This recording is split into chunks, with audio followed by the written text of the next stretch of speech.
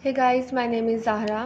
आज मैं ये जो क्वेश्चन कराने जा रही हूँ, ये मुझे कमेंट बॉक्स में पूछा गया है कि इस क्वेश्चन का करवा दें। ये क्वेश्चन मेरी प्रीवियस वीडियो से रिलेटेड है, first order linear differential equation से रिलेटेड है। पर्टिकुलर सोल्यूशन हमने फाइंड आउट करना है इस क्वेश्चन का, जबकि हमारे पास जो कंडीशन है वो है y1 इज़ इक्वल टू -2। मैं इसी पेज को दोबारा लेके आऊँगी। First order linear differential equation मैंने आपको सबसे पहले बताया था स्टैंडर्ड फॉर्म निकालनी है। इस स्टैंडर्ड फॉर्म को हम यूज़ करेंगे और इस क्वेश्चन को करते हैं solve. 3xy derivative minus y is equal to ln x plus 1। सबसे पहले हम क्या करेंगे, इसको स्टैंडर्ड फॉर्म में लेके आएंगे। 3x dy over dx is minus y is equal to ln x plus 1। यहाँ पे 3x एक्स्ट्रा है dy ओवर dx के साथ। हम क्या करेंगे, इसको यहाँ से रिमूव करेंगे। रिमूव कैसे करेंगे, 3x के साथ राइट साइड पे और लेफ्ट साइड दोनों पे 3x के साथ डिवाइड कर देंगे हर टर्म को। dy over dx minus y over 3x is equal to ln x plus 1 over 3x। ये चीज़ आपने याद रखनी है। अगर आप यहाँ से 3x रिमूव करवा रहे हैं तो आपने यहाँ पे और यहाँ पे जस्ट डिवाइड नहीं करना, आपको 3x के साथ हर टर्म को डिवाइड करना पड़ेगा, चाहे वो राइट साइड पे चाहे वो लेफ़्ट साइड पे। तो हमारे पास यहाँ पे ये फॉर्म बन गई। इस फॉर्म को मज़ीद मैं इसको ऐसे भी लिख सकती हूँ, माइनस के साथ।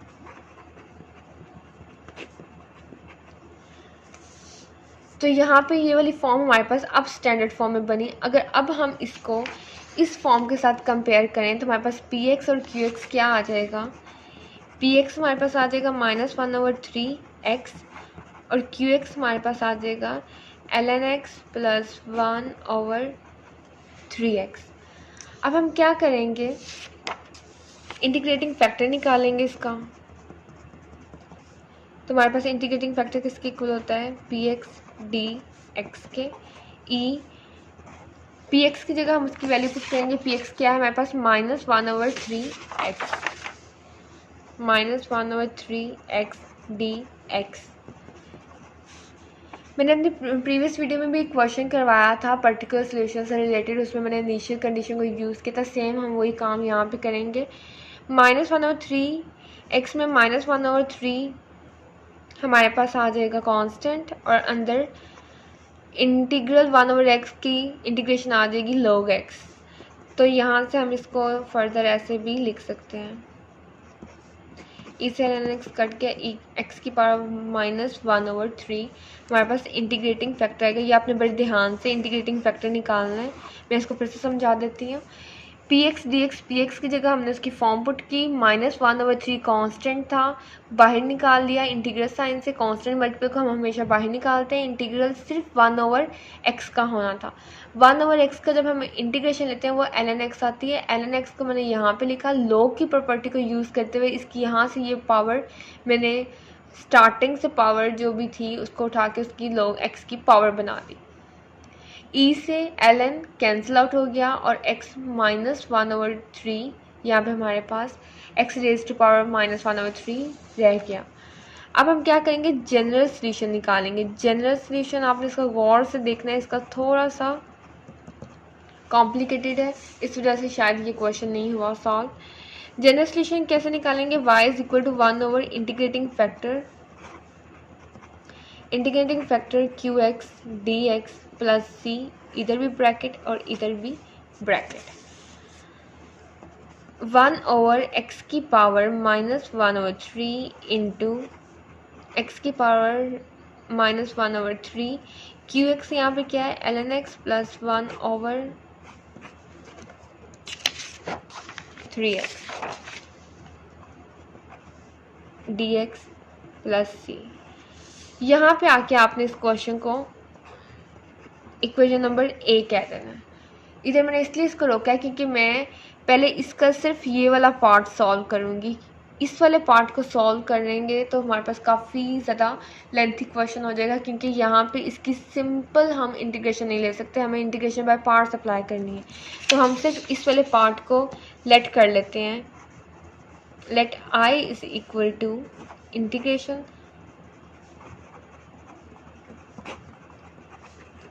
इसका जो भी आंसर आएगा हम वो यहाँ पे पुट कर देंगे। तो अब हम पहले सिर्फ इसको सॉल्व करते हैं। इसको मैंने आई का नाम दे दिया, आप ए का दे दें, बी का दे दें, सी का दे दें, जो भी नोटेशन यूज़ करनी है आप कर लें। मैंने आई कर दी है। जब हम इसको सॉल्व करेंगे तो यहाँ पे हमारे पास x माइनस 1/3 और यहाँ पे 3x है, तो ये आ जाएगा 1/3 बाहर, क्योंकि 3 कांस्टेंट मल्टीपल है तो 1/3 बाहर चला जाएगा। x ऊपर भी है और x नीचे भी है, तो हम इसको अगर ऊपर लेके जाते हैं तो बेस सेम और पावर इसकी पॉजिटिव 1 थी, डिनोमिनेटर में नोमिनेटर में -1 हो जाएगी, तो फिर -1 कर लें आप और हमारे पास ये फॉर्म बन जाएगी। जब हम इसको आगे सॉल्व करेंगे तो हमारे पास क्या आ जाएगा, बेस सेम तो पावर z होती है तो -4/3, एलसीएम जब आप लेंगे तो ये आ जाएगा ln x प्लस 1 dx। हमारे पास यहाँ पे ये दो टर्म्स बन गई। अब इन दोनों टर्म्स में अगर आप देखें तो एक अलजेब्रिक फंक्शन है और एक लोगरिथमिक फंक्शन है, तो हमें इन दोनों फंक्शंस को इंटीग्रेशन बाय पार्ट्स से सॉल्व करना पड़ेगा, क्योंकि प्रोडक्ट आ रहा है दो डिफरेंट फंक्शंस का। तो जब हम इसको इंटीग्रेशन बाय पार्ट्स पे अप्लाई करेंगे तो किस तरह होगी।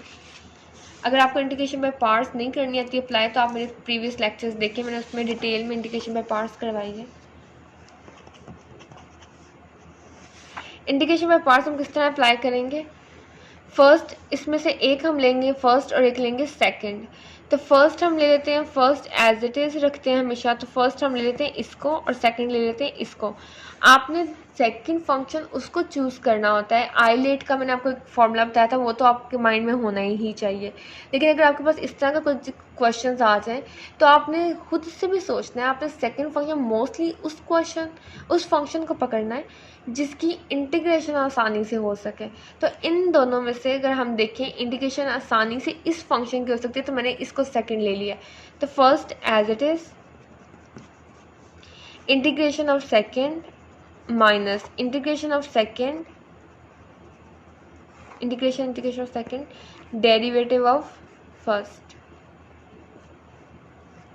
तो यहाँ पे हमारे पास ये आ गया 1/3 इंटू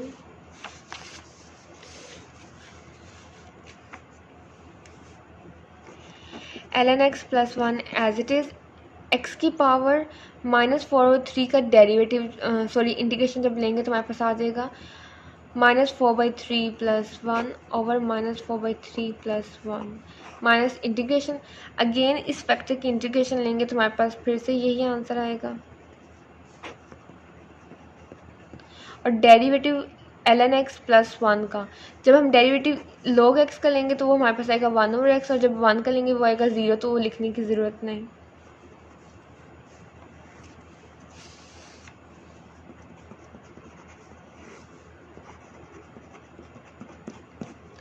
इसको जब हम सॉल्व करेंगे एलसीएम लेंगे तो 3 -4 प्लस 3, तो ये आंसर आएगा x की power -1/3 over -1/3।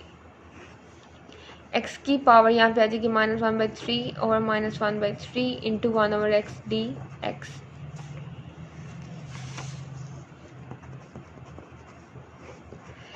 ln x plus 1 as it is, इसमें -1/3 है तो इसको हम लिख सकते हैं -3 इंटू एक्स की पावर -1/3। सारी टर्म्स आपस में मल्टीप्लाई हो रही हैं, इस माइनस को इस माइनस से मल्टीप्लाई करेंगे तो प्लस, ये 3 डिनोमिनेटर में भी फ्रैक्शन में है तो वो 3 सबसे ऊपर आ जाएगा। और इसमें x -1/3 है, इसकी x डिनोमिनेटर में पावर +1 है, ऊपर जाएंगे तो -1 हो जाएगी। तो इसको जब हम करेंगे सॉल्व तो हमारे पास ये वाला आंसर आ जाएगा। 1/3 को मैं इधर भी मल्टीप्लाई करवाने लगी और इधर भी मल्टीप्लाई करवाने लगी, क्योंकि 1/3 इन दोनों टर्म्स के साथ मल्टीप्लाई हो रहा है। जब मैं इन दोनों टर्म्स का मल्टीप्लाई करवाऊंगी तो ये कैसे आएगा, 1/3 इसके साथ करवाएंगे तो 1/3 -3 ln x प्लस 1 x की पावर -1/3 प्लस 3 और 3, और जब हम इसका इंटीग्रेशन लेंगे तो वो आ जाएगी +1 -4/3 प्लस 1।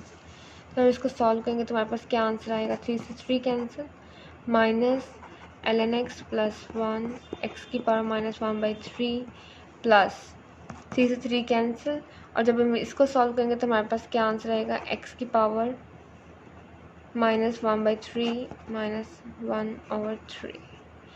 ये हमारे पास आंसर आ गया इस फॉर्म का। इसको और अगर हम सॉल्व करें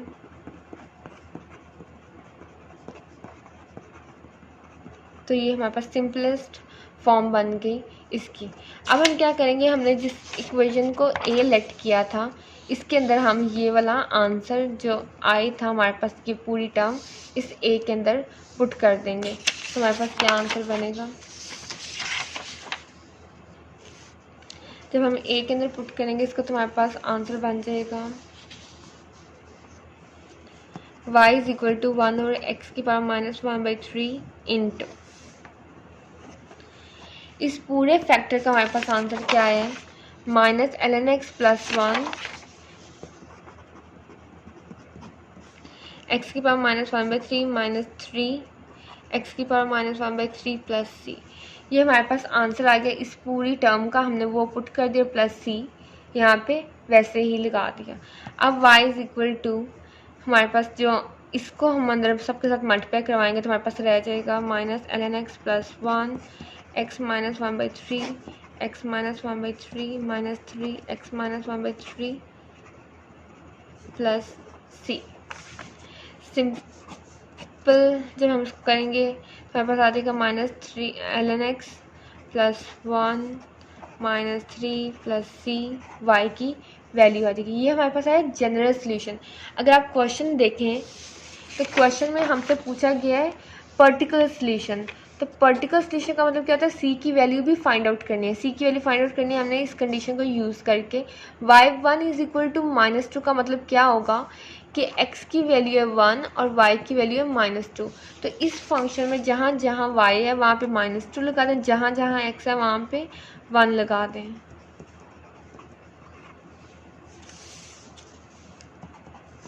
माइनस यहाँ पे हमारे पास log 1 होता है, log 1 की वैल्यू हमेशा आती है 0। तो हम इसको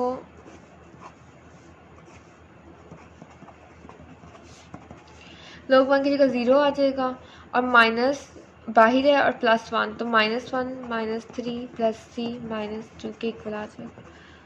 जब हम इसको सॉल्व करेंगे c के लिए तो हमारे पास क्या आ जाएगा, c इक्वल आ जाएगा -2 plus 4 2 is equal to c। c की हमारे पास वैल्यू आ गई 2। अब c की वैल्यू 2 हम इस में जब पुट करेंगे तो हमारे पास यही जनरल सोल्यूशन हमें पर्टिकुलर सोल्यूशन दे देगा। तो हमारा जो पर्टिकुलर सोल्यूशन होगा वो क्या बनेगा, particular solution y is equal to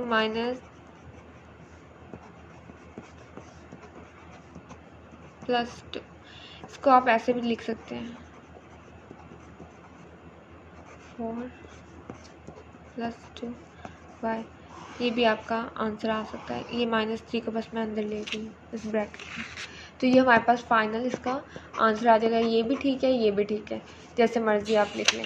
तो ये था मुझे रिक्वेस्ट आई थी इस क्वेश्चन की कि क्वेश्चन सॉल्व करवा दें, तो वो मैंने करवा दिया। अगर आपको ये मेरी वीडियो अच्छी लगी, आपकी हेल्प हुई, आप इस लेक्चर को लाइक करें और इस चैनल को सब्सक्राइब ज़रूर करें। Thank you for watching.